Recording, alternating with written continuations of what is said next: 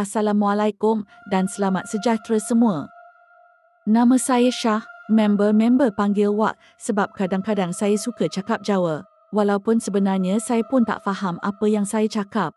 Cerita yang saya nak kongsikan pada hari ini ialah pengalaman saya semasa saya study dekat satu kolej swasta di selatan tanah air. Pengalaman ini terjadi semasa saya di semester 4. Pada masa itu, baru nak daftar masuk kolej. Oleh kerana saya dah semester yang keempat, jadi saya terpaksa keluar dari rumah yang disediakan oleh pihak kolej dan harus mencari rumah sewa sendiri.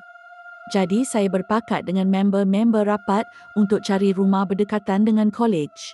Member-member saya ni ada dalam 8 hingga 9 orang juga. Tak sama sem, tapi rapat sangat sebab perangai gila masing-masing. Nak dijadikan cerita, cari punya cari, dapatlah satu rumah ni. Rumah baru lagi, belum ada orang pernah duduk sebab rumah tu dekat perumahan yang baru siap. Saya dengan member-member pun sepakat setuju ajalah. Memandangkan sewanya berpatutan dan lokasi pun agak dekat dengan kolej.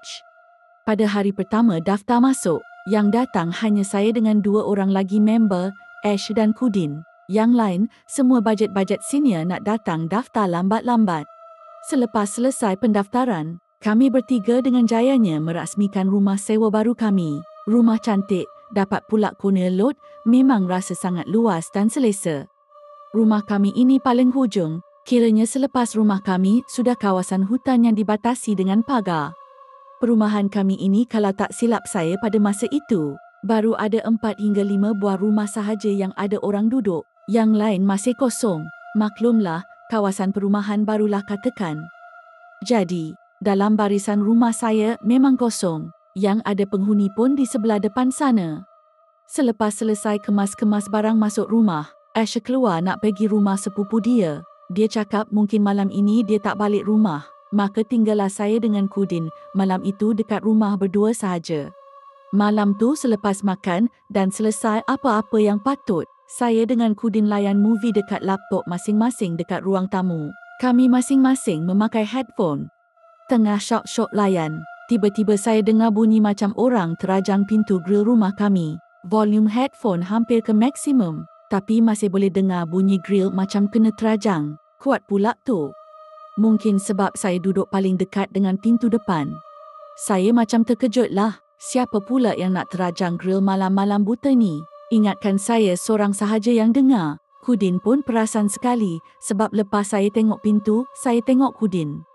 Rupanya Kudin pun tengah tengok pintu dengan muka pelik. Pada masa tu, jam dah pukul 1 pagi. Saya ni memang jenis penakut sikit, memang taklah saya nak pergi tengok. Tapi Kudin ni memang jenis hati kering punya orang. Selepas dia dengar bunyi tersebut, terus dia bangun buka pintu siap dengan pintu grill sekali dia buka. Habis dia round dari depan rumah sampai ke belakang rumah. Kata Kudin, dia tak nampak apa-apa. Saya dah mula seram sejuk. Kami ingat sampai situ sahaja. Tetapi tidak, dia sambung lagi mengganggu. Baru je Kudin nak kunci pintu grill. Tiba-tiba dengar bunyi macam air pipe terbuka. Bunyi air itu macam orang tengah tada air dalam baldi. Mula-mula saya dengan Kudin confused jugalah dari mana bunyi itu muncul. Sebab bukan dari dalam rumah kami. Bila diamati betul-betul, bunyi itu datangnya dari barisan rumah hadapan. Rumah depan mana ada orang duduk lagi, masih tiada penghuni. Saya tengok muka Kudin, muka macam orang tak puas hati. Kudin ni memang jenis berani.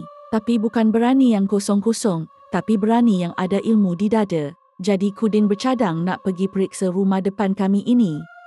Saya memang tak berani nak ikut. Saya tunggu dekat luar rumah kami depan pintu sahaja. Jadi Kudin ni pun pergilah rumah depan tu seorang diri dan Kudin buka pagarnya sambil mata melilau kiri dan kanan.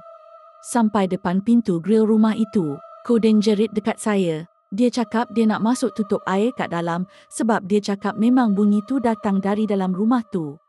Rumah depan tu memang tak berkunci sebab Kudin boleh buka pintu grill depan rumah tu dan masuk terus ke dalam rumah. Saya hanya mampu perhatikan Kudin dari depan rumah kami sahaja. Kudin cuma gunakan torchlight dari handphone dia sahaja.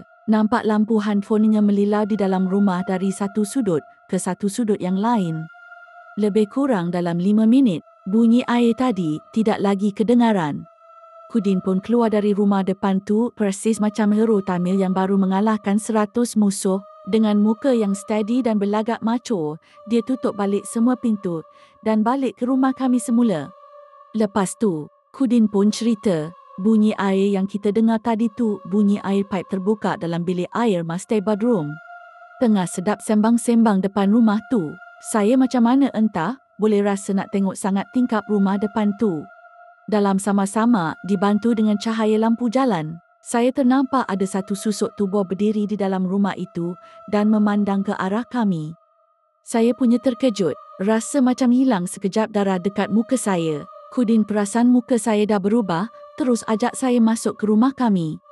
Dia tak tanya apa-apa pun, macam dah tahu apa yang saya nampak tadi. Bila dah berada dalam rumah, Kudin cakap, tak ada apalah. Dia saja nak kenal-kenal jiran baru, jangan takut, dia makhluk, kita pun makhluk. Dia kacau kita lagi, nanti kita kacau dia balik, baru dia tahu. Kudin bagi saya minum air masak yang dia dah bacakan sikit potongan-potongan ayat Al-Quran. Lepas minum tu barulah saya rasa tenang sikit dan badan rasa hangat, tak seram sejuk macam tadi. Malam tu kami tidur dekat ruang tamu, sebab tilam belum dibeli. Baru nak lena, saya terdengar bunyi perempuan menangis dekat luar rumah. Mula-mula kuat juga, lama-kelamaan semakin sayup makin sayup. Saya toleh tepi, tengok Kudin dah duduk sambil tengok ke arah tingkap. Rumah baru, langsir pun tuan rumah tak sempat pasangkan lagi. Jadi, memang loponglah macam akuarium, boleh tengok luar. Tiba-tiba Kudin bangun, terus nak keluar rumah sambil cakap dengan saya, kau tunggu sini Wak, aku nak pergi halau nyamuk.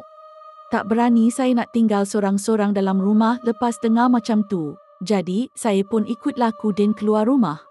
Dekat luar, Kudin pergi ke tepi rumah, ambil dengan tangan tanah yang ada dekat tepi rumah kami. Lepas tu dia baca potongan ayat Al-Quran dan dihembuskan pada tanah yang dalam genggamannya. Selepas tu dia rejam tanah tu atas bumbung rumah kami. Tiba-tiba saya terbang macam benda hangit terbakar. Kudin panggil saya dan tunjuk ke arah bumbung rumah kami. Ada kain putih terbang laju gila dari atas bumbung rumah kami dan menuju ke kawasan hutan sebelah. Lepas tu pokok-pokok dekat hutan sebelah tu bergoyang macam ada kawanan monyet yang banyak. Lepas jadi benda tu barulah aman kami tidur malam tu sampai ke subuh. Itu sahaja kisah saya kali ini. Terima kasih kongsikan cerita saya. Semoga kita semua dalam lindungannya.